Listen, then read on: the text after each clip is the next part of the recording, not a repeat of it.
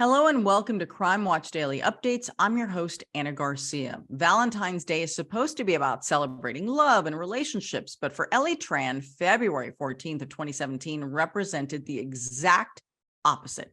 Ellie and her mother were at their Virginia Beach home when her mom heard screaming coming from outside the house. She ran out and saw Ellie grabbing her leg and a man running down the street. Ellie was rushed to the hospital and put on life support, but she died. Ellie had been injected with cyanide, a lethal poison that most likely caused her excruciating pain. Surveillance video captured the attack, and evidence pointed to Ellie's estranged husband, Joseph Merlino. They shared a young daughter, but Ellie got a restraining order against him after he reportedly abused her. Just 2 months before her death, a man dressed as a woman threw a substance at Ellie as she left her job at a nail salon. She survived the attack, but she suffered a lot of damage around her hair and scalp. Police arrested Joseph on suspicion of murder. While in custody, he reportedly tried sending coded messages to his family and girlfriend, but administrators at the Virginia Beach Correctional Center obtained the letters and decoded them. He reportedly asked his family to create a false alibi and evidence saying that his family saw him the day that Ellie was killed. In June of 2018, a jury found Joseph guilty of first-degree murder, and he was sentenced to life in prison. Let's look back at the case of a mother whose life was painfully cut short at the hands of her estranged husband. A shot through a mother's heart on Valentine's Day. She had heard her daughter yelling that someone had shot her. Her beautiful daughter down in the driveway. Her daughter came home from work, just driven in the front of the house. And exactly what she was shot with brings chills to investigators. She was injected with a poisonous substance. Ellie Tran worked hard pursuing her American dream since the first day she arrived from Vietnam. A young single mother with a 2-year-old daughter who put in extra hours to help support her parents. She young and beautiful, always smile. She friendly. Every customer love her. But Ellie's mother says her daughter's dream was poisoned, literally, in a heartless attack on Valentine's Day. We now know that is suspected to be cyanide. Kim Kung from our affiliate WTKR in Norfolk, Virginia, reports cyanide is a poison so lethal that a tiny fraction of a teaspoon can kill a person. That's what the Commonwealth's attorney says was the poisonous substance. But it's not Ellie's first encounter with life-threatening danger or with lethal chemicals. There was a bizarre incident just 2 months earlier. Ellie was leaving the nail salon where she worked when a car backed into her.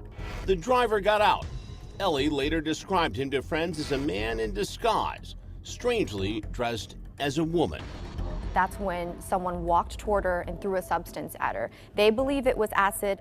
Friends say Ellie went to an emergency room, but thankfully, she was not critically hurt.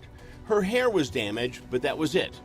Ellie considered herself incredibly lucky. But then, a couple of months later, on Valentine's evening, Ellie's mother hears her screams from the driveway.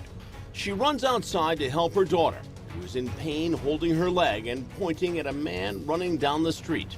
That's when she brought Ellie into the house, and at that time, Ellie and her mom both thought she had been shot. In fact, Ellie has been jabbed in the leg with a sharp object, most likely a syringe. Ellie's mother, who does not speak English, tells reporters through an interpreter that she tried to call 911, but her daughter had already passed out. She's rushed to the hospital and put on life support. Sadly, Ellie never wakes up. Ellie later died at the hospital. And now police say they have a murder suspect in custody. He's 29-year-old Joseph Merlino, Ellie's estranged husband and the father of her child.